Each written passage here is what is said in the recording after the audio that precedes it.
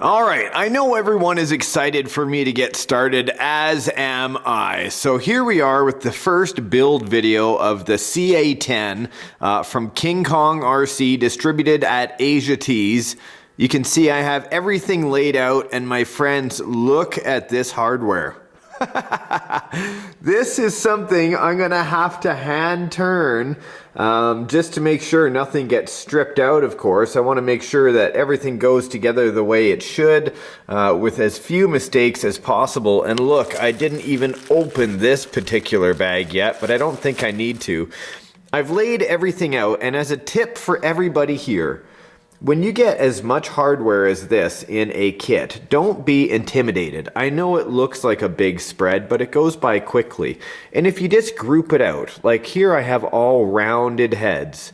Here next to it I have all the flat heads, all the pins, and then of course these are all special top hex heads, but we'll get into that when I get there. But lay it all out so it's easy for you to understand.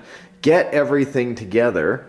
And then that way you can kind of attack it as you go. I suggest using a magnetic pit mat, and I got this one at cowrc.com. They've been doing RC magnetic pit mats forever, so very helpful when you want to lay it all out. I've got my first screw bag right there, and I will be using these trays as I go. Yeah, and what else can I say except let's hop right into step number one, which is attaching a servo. Okay, the first part actually confused me a little bit. It says HA15L, and I was looking at all the hardware over here, and it turns out it's not hardware at all. It's in fact a bracket in this long piece here. It's black, aluminum, so left and right. Today I'm going to be using a Savox servo. This is one that I have waterproofed myself. This is a 1230 SG. I have shown in videos before how to use turbo coat conformal coating. This actually cures very fast. Within 5 minutes I can waterproof my own servo. So expensive servos or not, now you can waterproof with that. I'm just following the pictures in the book, of course, like this.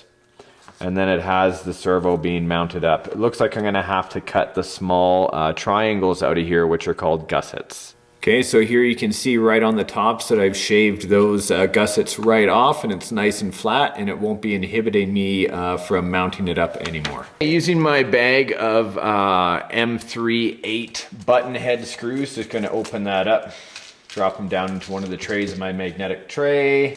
So this is HA0019, I believe. Just gonna take this out, have a look at it. It's a beautiful aluminum piece. Look at that. Okay, then I'll be taking out the chassis rails.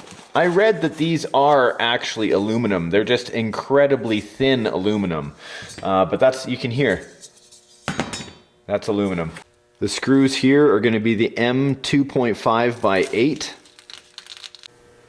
I'm going to use just a small dab of blue Loctite on this, just because it's aluminum on aluminum. If I see this properly, the way this should line up, if I turn this around, nice. That's some nice machining done in there. Finish the job. Okay, now I get to pick out another piece out of the tray. Looks a lot like this one. I'm also using another one of these pieces that aren't labeled here. Can I get them out of the bag? This is going to fit on the other side of the piece I just showed. Taking it behind the chassis rail, I'm just going to lead my screw through first, and then I'll Loctite the other 3. Get these 2 L pieces. You can see what I mean. Number 1, number 2. And of course, these right here are the L brackets. I just got fooled. I thought it was these plastic ones, but that's for the step after. I like this. The aluminum brackets, as you can see here, are actually marked right and left. Remember when I talked about these plates in the first video? Well, now we know exactly what we're dealing with. Since it's R, one set goes over here, and then of course the L set goes over here. These actually have Loctite already pre-threaded on them, so awesome, I don't have to do that.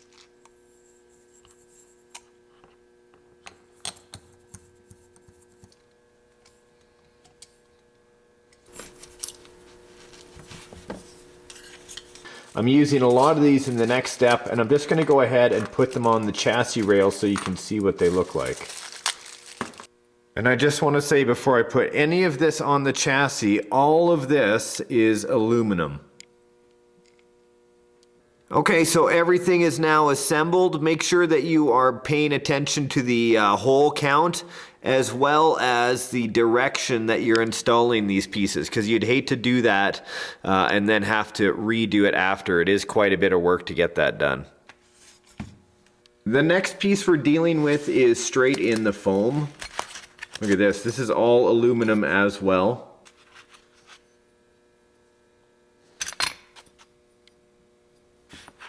This bag is super important. This has the 2 small socket pieces that you need for these very small screws. If you don't have these socket pieces, you're not going to be able to turn these screws. So do not lose them, and in fact, keep them for the future because you will need them if you stay in the RC hobby. Okay, as a helpful tip or trick, normally I'll take an old Allen key like this and just glue it right on the end. Test fit a screw with it to make sure that everything is nice and strong, and then that way you'll always have this tool on hand. Keep it in your toolbox in your bag. That way you can keep tightening things up when you need it.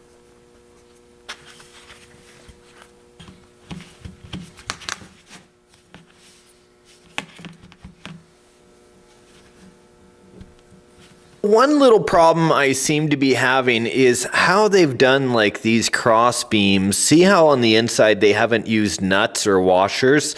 And that's fine. I don't mind using pieces of metal to secure things on the outside. But the issue is the way the holes have been drilled. So if you're doing this and you get one of these projects, you might have to file it down just a little bit to get it to fit.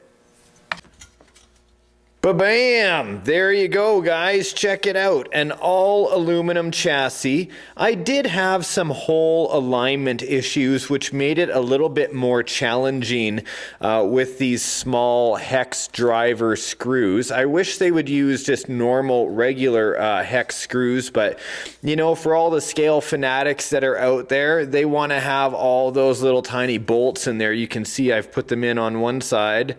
But really, as I found, I went through and started making it stronger with larger screws, a little less scale, but overall very strong. So I'm going to move forward from here. The front bumper and the hooks are on. Hey, super cool that it has aluminum hooks here for towing and or a winch point. And of course, the back frame here, very strong.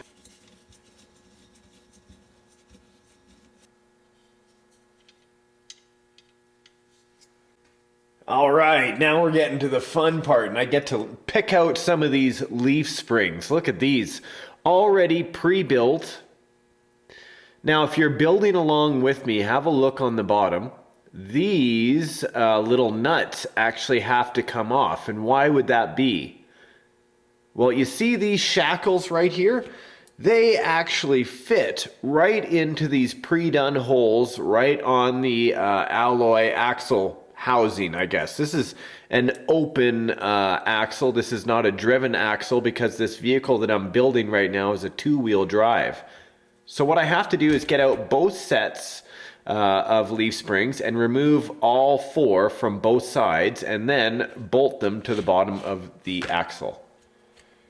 A little socket driver like this makes the job much more easy. Truly, it just looks like a work of art. I love how they did this.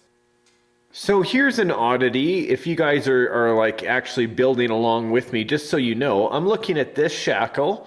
These shackles actually from the factory came longer than these ones, and I don't think it was on purpose. I think it's an accident. So I'm going to have to shave these down because they are far too long. I can't even get the driver on there.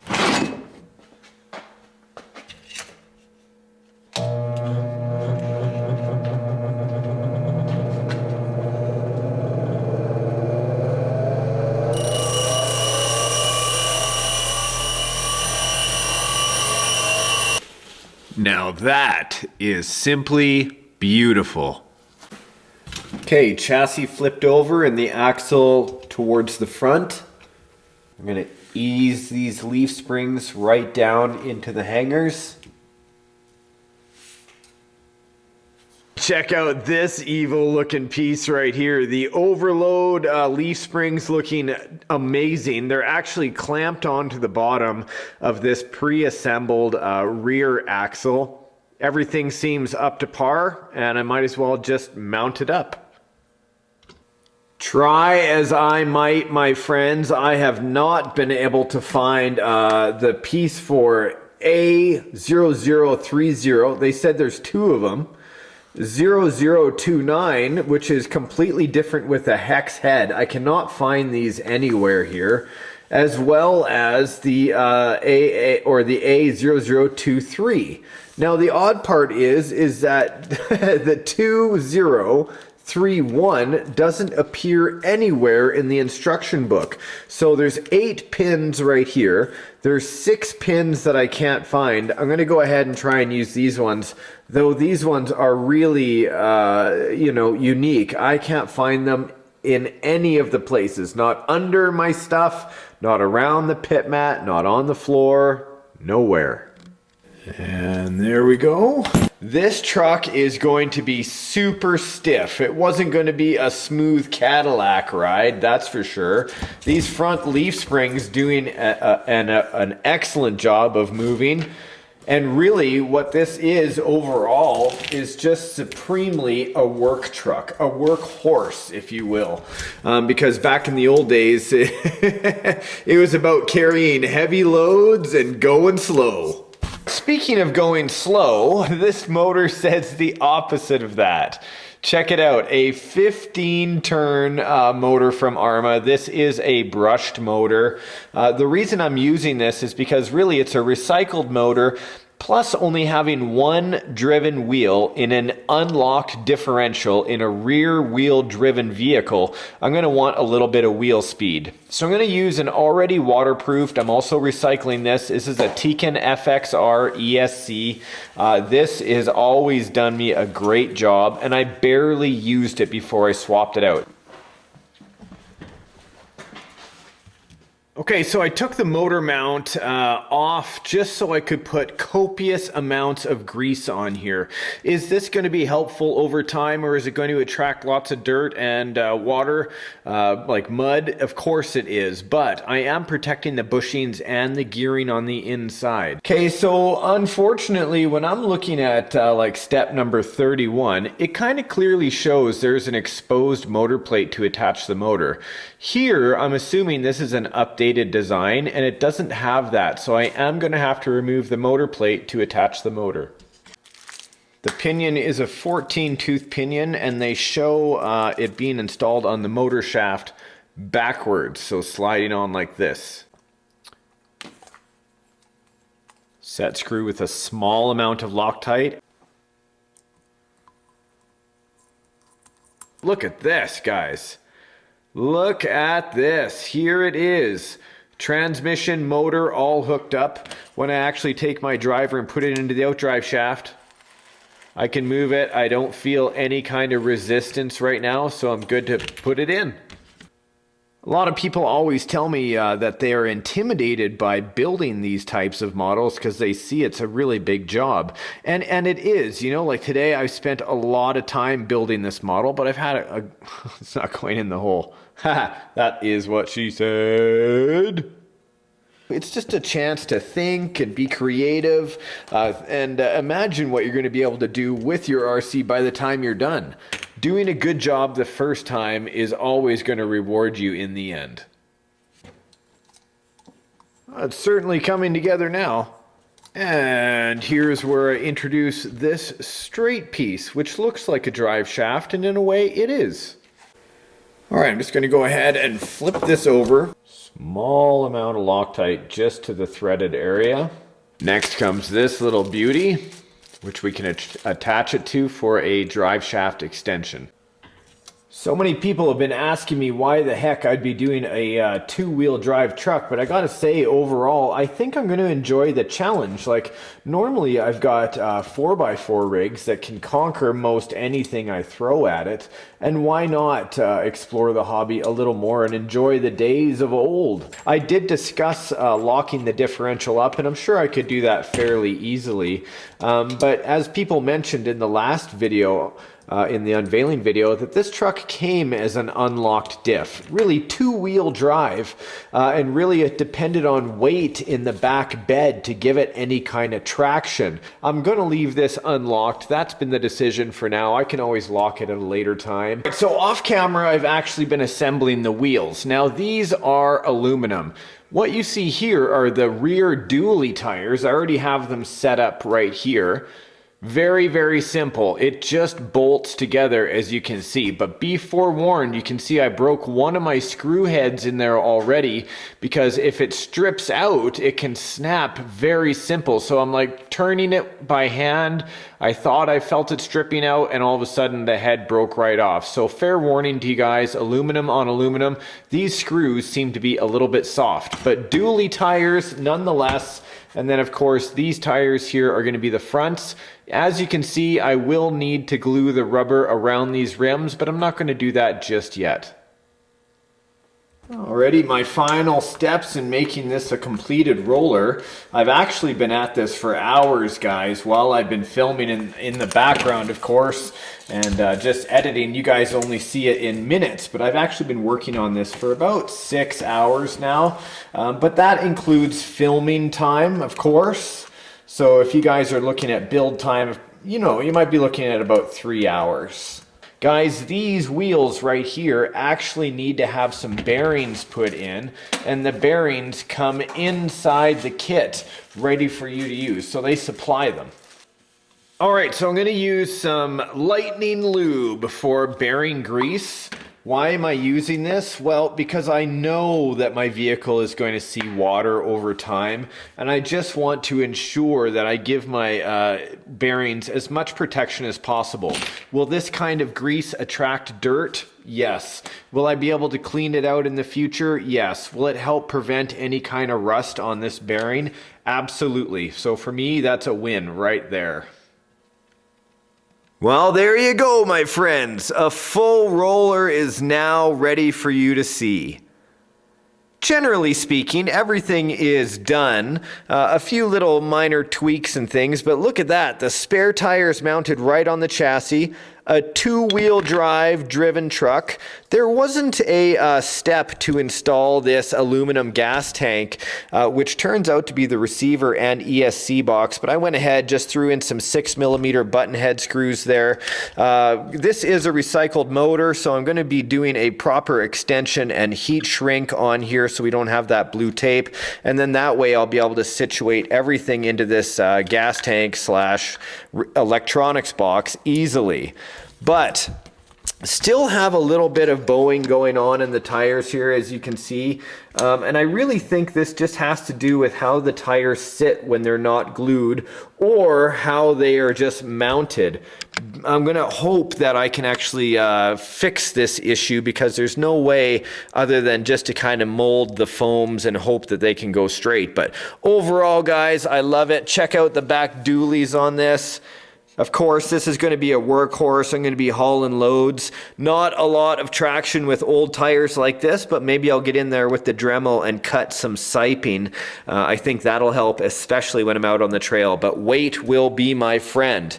The next thing I have to do really is get on with the back trailer part, and then of course I'm dreading this a little bit. I'm nervous because this would make a great rat rod body, but at the same time I want to use it for the truck, as well as imagine I'm playing spin tires. Guys, thanks a lot for tuning in. Hopefully you've enjoyed the build. Please, for all the effort, leave a like, click, and please leave a comment. What do you think of this project? Is it one of your favorites that RCSparks has done? Guys, until next time, we'll see you in the next episode. Bye for now.